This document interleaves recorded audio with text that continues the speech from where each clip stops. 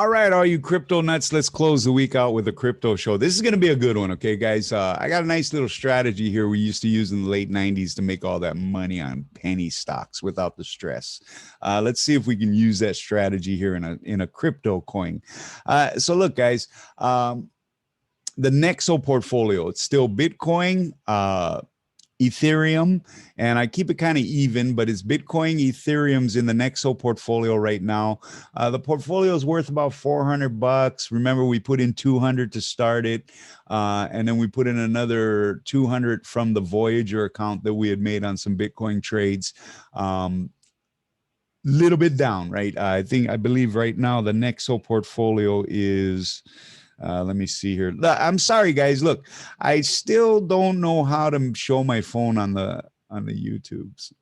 I've watched some videos, but it never seems to work for me. It's at 353.95 right now. And right now, so it's down about 45, $50 from the inception. Next week will officially make 2 months we've been on this crypto journey. So look, it's been a great journey so far, and we're really happy. Actually, we're really happy where we are right now. The Nexo portfolio, which is the mainstay portfolio, right? We move stuff out of Voyager. We trade in Voyager because in Hawaii it's easy to fund. We don't want to use IDs and stuff like that. We want to stay decentralized to a certain extent. So Voyager is the only one that lets us fund. We put $200, $250 in Voyager, right? And that thing's worth right now. Where's that Voyager? Hold on a second here, guys. Just to get you up to date on the numbers. The Nexo portfolio is at about 353 as of this moment. We're sitting on Bitcoin. We're sitting on Ethereum. We've got some Nexo coin in there, so we get the higher interest rate, so we stay platinum members. That's important for you guys to remember, you Nexo wallet holders. And the Voyager is at about 190.46. And that started with $250. And you got to remember, we sent $200 from that over to the Nexo. So actually, that Voyager is doing pretty good. The Voyager account is the one I want to talk to you guys about. But first, let's go take a look at Bitcoin together. Okay, let's go look at Bitcoin. If I can find the button here. What am I doing? I'm sharing. All right, guys. So we got a little Bitcoin chart going on here. Now, we've talked about it, right? We've set this chart up and we haven't ever changed it. And we haven't changed it because it's been correct so far.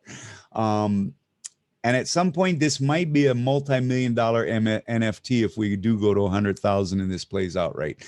We called it, right? We said that we had this big sell down here from the 60,000 level, right? It's the end of the world. You saw people on YouTube pounding the tables. I'm out of Bitcoin, blah, blah, blah. Cryptos, screw those things. And then we talked about how we had a capitulation bar, right? And we had a breaking of the downtrend. So we knew that we were about to go into a sideways motion. We knew this wasn't the move. And it wasn't the move because this is just too much to digest. There was a lot to digest here. But one thing that played out true, and the statistics show it, is most of your selling, almost none of your selling was from hodlers like us. The hodlers like us, and probably you guys too, if you watch this show, just held, and they waited, right? And now they're adding whatever they can. And this is your buy period. We think the bottom's in. It might not be, like I was saying on the market update, some guy was talking about identifying a cup and handle, reverse cup and handle. Remember, a cup and handle it's like a head and shoulders, right? Head and shoulders is just like your body, the silhouette. You turn it upside down and it's a reverse head and shoulders. Same thing with a cup and handle. Right? You got the cup and then you got the handle, and then generally it breaks up higher on the handle, off of that handle. It's the opposite with the reverse, right? You might have a cup, upside down cup here, and there's your handle.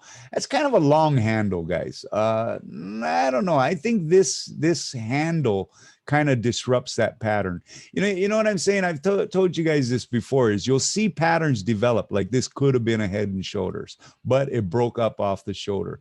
Could have been another Head and Shoulders, but it just held and it just debilitated the shoulder. And so it destroyed the pattern. There's your cup. Your cup's only that long, and then your handle is almost, what, 2-3 times longer than that. Generally, the handles don't go out that long. What that means is it's now gone from a bearish cup and reverse cup and handle back into its sideways motion, just at a little lower level. Right? There's been a lot of things working against Bitcoin over the last few months. In particular China, right? But now you're starting to get some good news out of that, right? I was reading an article this morning on crypto.com, which I really like, crypto.com, guys, if you're looking for something.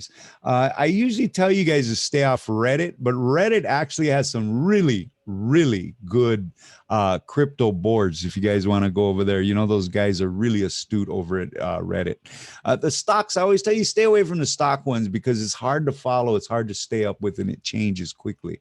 But these crypto guys, they're hodlers like we are, and they got some great information. But anyways, as I've just been reading a little bit of stuff about how Bitcoin's going here, and I don't know. Like I said, somebody was calling for it to go back down to 24,000 off that reverse cup and handle. I think that cup and handle has been disrupted. I think we're out of danger on that, and we'll just go sideways for right now in that channel that I showed you between about 29,000 and about 39,000, about a $10,000 range. But a good sign, I saw an article just this morning, about how, you guys know what the hash rate is, right? I mean, you got all these computers mining Bitcoin, right? And it changes the hash rate. What is the hash rate? What's the difficulty of solving these little problems, right? That's what a node does. A node is the computer on the blockchain, and it solves the problems. And if it solves the problem, it gets either the reward or a part of a reward if it's a pool. Let's don't get too detailed here right now. What happened was, because all these China miners were shut down, had to relocate, do whatever they did, they came off the blockchain. And so that hash rate got easier. So your profitability went up for all your other miners. Now, these miners from wherever it was, Mongolia or whatever it is in China, they'll find another home. Trust me. But for right now, the blockchain, it's a little easier on the miners and stuff, and there's more opportunity for everybody, especially if you're one of those people that you see it on YouTube all the time. And we're going to try it at some point, and we'll let you know in the show, mining our own Bitcoin or mining our own Ether or something like that. But it just gives all these people more opportunity, and it makes the problems easier to solve. That's an interesting concept. We'll see how that plays out over time on the Bitcoin, but maybe just a little bit less stress on the system for a little while. The China thing, it wasn't all bad. I don't even know if any of it was really bad. Let's be honest, guys. On a global stage, anytime you can get China out of the picture, their fingers out of the cookie jar, generally you've got a little bit more parity in the playing field. But that's just my opinion. Okay, let's don't start some anti-China thing here. Have the NSA looking at my text, right? Anyways, look, guys, so with the whole minor thing in China, it looks like it's resolved itself. Even the news stories you see from it right now, it's nah, that's old news. Let it go. Let it go. The other news we've been seeing about it is, of course, the first week of August, we have the big fork coming from Ethereum, right? And there's some anticipation in that. A lot of people are saying that rally that started last week, where it pushed back up to that 23,000. Where's it at right now? Let me see my quote sheet here. It's back up to about 21. It was because people are anticipating that fork staking coins and things like that. We keep our coins staked regardless. But there's a lot of good news on the horizon for cryptos. That negative news, sometimes a good run of negative news, especially in such a volatile and a new asset. Let's call it a new asset because it's only a few years old. a lot of times a little run of bad news is good for it, because what it does is it shakes out your soft hands. It reestablishes your diamond hands, right? It gives your diamond hands a chance to accumulate even more coins at a lower level, which will go right into that diamond vault, right? And so you're actually locking down more. You have this minor issue, right? But it creates an easier situation where the hash rate's a little softer, and these guys can get more profitability and stuff like that, and that kind of helps everything too. You know, I don't know. I think it was a bad news run that we've weathered already. Let's see how it shakes out from here. We could go sideways for a couple more months. If we do, great. Because let me talk to you about what we're doing in the Voyager. So in the Voyager account right now, we've only got 2 coins. We've got the Ethereum, we've got the Shiba coin. And the Shiba coin, let me tell you guys a little bit about the 90s, okay? For you young kids. The 90s were late 90s were the wild, wild west in the stock market. It was a fantastic time, dude. You think you've seen Gordon Gekko, man, with the cocaine parties and stuff. You got no idea. The late 90s were just a wild time. You know what I mean? And we didn't have the distraction of disco from the 80s. But, you know, it was just a great time. It was really a great time. But penny stocks, everybody had to buy a penny stock. I mean, you know, you could buy the damn thing for a dime, sell it for $2. Everybody had that pipe dream. And what we used to do, though, we used to do a different technique, and we're known for what we did in the penny stocks. And what we used to do was it was a smarter way to play it. What we used to do was find a soft point, right, and find a company. You find a company that's got a good product. It's got a good product, right? It's got a good story. It's got followers, right? It's got some enthusiasm behind it. It's got a wave of backing behind it, right? But it's not really known, right? It's kind of known, but it's not known. I'll give you an example. AirTech International, I believe it was AIRG was the symbol. What they were doing was developing HEPA filters for your car, for your house. It was a big thing. Pollution was a big thing back then. Right. So they're developing HEPA filters. They're talking about they're going to have a contract with Ford where every Ford air conditioner had these HEPA filters, these AirTech International HEPA figures. And it was about a 10, 12 cent stock. Right. So we're accumulating it. One, it's got a good story. Now, back in those days, Raging Bull wasn't the ad and marketing center it is now, right? It's basically Jason Bond's marketing center now. But it used to be, and remember, this is before we really had text. This is really before we had YouTube or videos where guys could go on and make videos like this. You had to use a thing called a message board. And Raging Bull was the epicenter of the stock message board, and it was just a shithole for penny stocks. Every pump and dumper on the planet was on Raging Bull. But anyways, you know, let's get back to the story. What would you do was you went on Raging Bull, and once you found a stock, right, with a decent float too, because, you know, with stocks, it's different than the Bitcoins and stuff where you got 10 billion coins out there and it doesn't matter. You had 10 billion shares in the float with a penny stock, you were dead in the water. But anyway, so you found a little stock, right, trading at 10, 12 cents, right? Got a great product, right? And they're just starting to get the message out and stuff. You go onto the Raging Bull and you pull up that ticker, and it's got a whole lot of followers. There's a big thing to it. And so what you do is you go in and you buy. You just slow buy. You don't want to disrupt the price, right? And the minute that first news comes out, the minute that first marketing wave comes out, and I'll be honest with you, we had newsletters and stuff, and we used to post on the board. So sometimes we were the marketing, but you had to have these other parts behind it. You're selling the thing at 46 cents. Now you might be thinking, man, what kind of deal is that? Well, you've tripled your money. You've been able to buy a 10-cent stock. So you've literally got 1 million shares.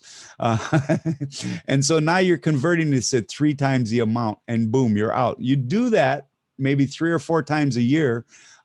Maybe once a month or something like that, and you just have millions, right? We're going to try that with Shiba. Shiba is a neat little coin, right? It's the Dogecoin killer. It's got a great story behind it, right? And you see it on, it's got the following, right? You go to the Reddit board for Shiba, and it's an amazing board. You will learn so much on that Shiba board. We spend more time on that than we spend on any other message boards or anything like that. The Shiba Reddit board. And these guys are dedicated. And we're dedicated too. We now have about 20 million of the coins. But look, you see it on the YouTube and stuff, right, guys? You see like with we just saw one this morning, Shiba's plan to get to $1, Shiba's plan to get to 50 cents. We don't need it to do that. We are accumulating, and I'm doing it. I'm going to tell you guys right now, if you want to follow along, you do it at your own risk. Okay. But we're doing this in a way we used to do it before. Now, you might add a 0 or 2 at the end of the number back in the day, because we had some funds to trade, but you're the small investor, right? You can't put $10,000 into anything. You can't put $1,000 into anything. So the way we're doing it is every 2 weeks, we are buying $20 more worth of Shiba. So that way, now I personally get paid once a month. Okay. But I wanted it to be where everybody that views this can do the same thing if you choose to. So we're making it like we've got 2 paychecks a month, and out of that paycheck, we just take $20 and buy some Shiba. So we don't need it to go to 50 cents. We don't need it to go to $1. If it goes to a penny, we've got 100 grand. And that's the way we're going to play it. And we're going to just keep accumulating it until we get that move. Now, here's the thing, guys, and we'll cross that bridge if we're lucky enough to come to it, which will mean that we're sitting on a big pot of the house's money. At that point, it's just like with AirTech International, like that kind of a stock in the back in the day. And I got a laundry list of these stocks. There was another one. I could tell you huge stories about the penny stock days. There was another one. What they did was they were a laser thing that looked in your eyes. The police could use it, and they could tell if you were drunk or if you were high. I forget what the company's name was, eMed or something like that. But that one, we were buying at 80 cents, and it went to the American Stock Exchange before it went bankrupt. And guess what we were doing there? Now we were selling the 80-cent stocks for like $10 a share. Anyways, another story. But look, we get lucky with the Shiba. We'll cross that bridge, because at some point when it does pop, what we're going to do is we're sitting on house money. Do we want to cash it all out and walk away from it? Do we want to cash some out of it? And maybe let a little rest ride? Or do we want to cash it all out and maybe put a percentage back in, because it's not our money, it's house money, so we can afford to lose it? We'll cross that bridge together. But for right now, we're buying $20 worth of Shiba every 2 weeks. Okay, guys, and we'll see how that plays out. We're still in the accumulation phase with the Bitcoin and stuff. So the only new money we put into the portfolio goes into the Voyager, that $20, and it buys the Shiba. We're still doing the same thing with the other coins in the portfolio. We're not carrying any other coins except right now in the Voyager, we've got Ethereum and Shiba. And the Ethereum, we're priced right. Our entry on that's about 2,000. So if we get a nice little pop out of that, we'll sell a percentage. We'll move it into Bitcoin. We'll send it over the Nexo where it starts accumulating the interest. Okay, so that's the big plan. Shiba, woof, woof. Anyways, but it's fun. And the reason I mentioned, I usually wouldn't mention the end deal there, crossing that bridge where maybe it went to 10 cents and we're sitting on all this profit and stuff. What to do with it is, what happens is, we want to take advantage of this, guys. I know I'm going a little bit all over the place right now, but it's got a great story behind it. There's another part of me that kind of feels like this might be one of those that is your Apple or something like that, right? Everything started in those low price ranges, right? Even Apple and Microsoft. And remember Hot Topic, for you guys that trade in the late 90s, when they started opening Hot Topic, it was a penny stock, and then all of a sudden it was just on fire. Of course, it's bankrupt now, but I think it's bankrupt. I don't know. I never hear about Hot Topic anymore. That was your goth kids. God bless them. Anyways, so that's the plan. Okay, guys, look, on the Nexo, we're sitting on Bitcoin. We're sitting on Ethereum. We've got some Nexo coins in there, so we get the platinum level. And we've got the Stellar coin that we bought when we first opened it up. We put about 250 bucks into it, plus the 200 we made in the Voyager trading Bitcoin couple months back. And the value right now is 358. So we're down a little bit, but we're accumulating and we're getting interest every day. On the Voyager, we now slim that down. And what we're doing is we're trading the Ethereum. We've got a nice little spot of Ethereum, about 100 bucks worth of Ethereum. And if that pops up, we'll take a percentage of that. We'll move it into Bitcoin and ship it on over to the Nexo. And then that's where we'll distribute it, swap it or whatever. But it'll start getting interest the day it arrives, and that's the key. Again, Nexo is our holding tank wallet, and Voyager is our little bit more trading wallet. And in the Voyager, we now have, how many coins do we have of? Oh, I'm sorry. Right now in the Voyager, we have 11.3 million coins, about $90 worth of value. So you can see in that Voyager, I'm still keeping that level correct. The Ethereum's about 100 bucks. The SHIB coin is about 100 bucks, and I'll keep it there for right now. And that's how we fund the Nexo. If the Ethereum goes and all of a sudden we have $150 worth of Ethereum, we'll sell $50, move it into Bitcoin and ship that on over the Nexo for the interest time. And that's how we're accumulating. Okay, guys, you guys have a great week. It's been a fun week. That's where we are with our coins. Boing. We're patient. You know, I wanted to talk about that too. I talked about that on the market update today. Stay patient, guys. It's easy to bite into all this fear porn and all these experts and stuff like that. And we by no means, from the beginning of you know, like I said, we're going to hit 2 months officially on the crypto show next week. But I've never claimed that I'm an expert at all on cryptos. I just understand how trading works and how markets work and things like that. And we're trying to see if we can get a little advantage. We believe, and I believe, that cryptos are the future. We believe there's something very substantial in this whole blockchain thing, the decentralization, the definance, all that stuff, the world changing things, the accessibility to some guy in the middle of a desert can access his money, can buy and sell on PayPal or whatever it is. What is it? eBay. Can pay for that coffee, right, with a swipe of the phone. We think cryptos are that future, but futures don't happen in a week. They don't happen in 6 months. They don't even happen in a year. You're talking about this developing over years. And so you want to build your ground level early, and that's what we're doing now. We're learning a lot about cryptos as we go.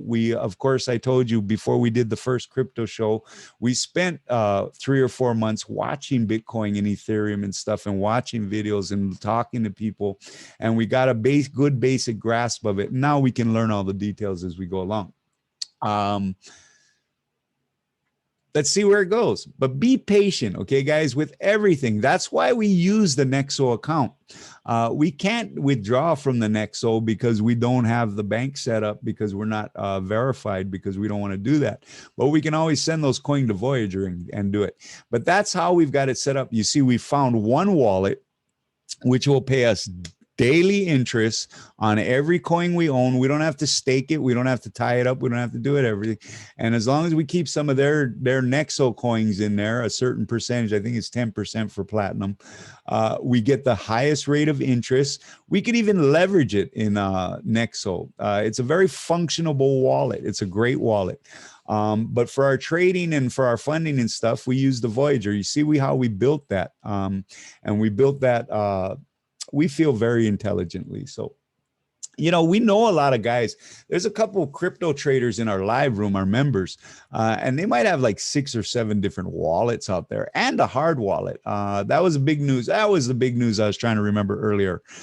Jack Dorsey just had gave a big spew on Bitcoin cryptos. And he said, I believe over at Square, they're making a hard wallet. They're creating their own hard wallet, and I think they're creating also a soft wallet too. There are a lot of things going on at Square. Jack Dorsey straight up said Twitter and stuff is not his destiny. Bitcoin is. Cryptos. So it's interesting to have that kind of power behind it and stuff. And we know there's a lot of very smart people, very tech smart people that are very deep in this Bitcoin. So that's another thing too. You know, you see a lot of this fear porn out there. You see it, especially when Warren Buffett and Charlie Munger come out and start talking about the Bitcoin, or some of your old time investors, right? And they crap on all over the cryptos. I don't know how much weight when they talk about stocks, when they talk about bonds, when they talk about commodities, when they talk about that kind of stuff, treasuries and things like that. You want to listen, but I think this is a world that they're a fish out of water, and so we want to stick with the minds that built this whole frame, right? Jack Dorsey with Twitter and Square and a couple other things. Even Elon Musk, right? You look at the tech that he's built and stuff like that. We want to listen to these kind of people when it comes to tech. Anyways, guys, stay patient, stay long, stay strong, hodl the hell out of it. We'll be back next week with a crypto show. We'll see how this Shiba thing goes. And just remember, that's what we're doing, okay? Twice a month, we're adding $20 worth of Shiba. If it breaks up or something like that, I'll let you guys know. But until you hear further notice, that's what we're doing with the crypto portfolio. All right, gang? Yeah, you guys have a great weekend.